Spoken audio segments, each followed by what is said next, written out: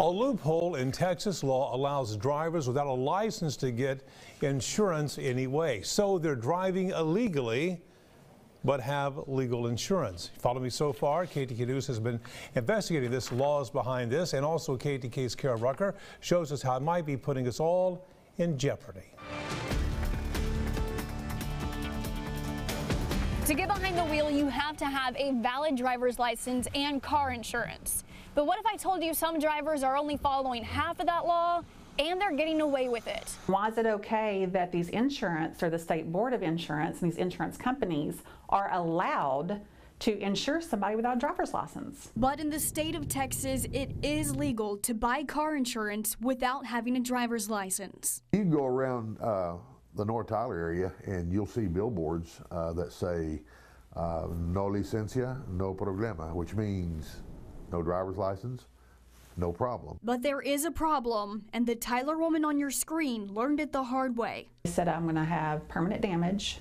I hit the steering wheel so hard, the nerve that wraps around your brain was swollen by 76%. She was hit from behind by a driver who had no license, but had a limited liability insurance policy. They'll sell the insurance,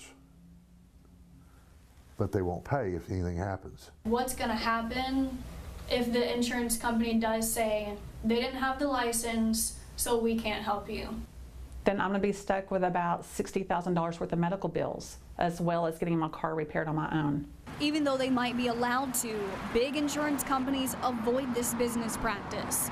Like State Farm, Allstate, Geico, we called several of them, and they all require a valid driver's license.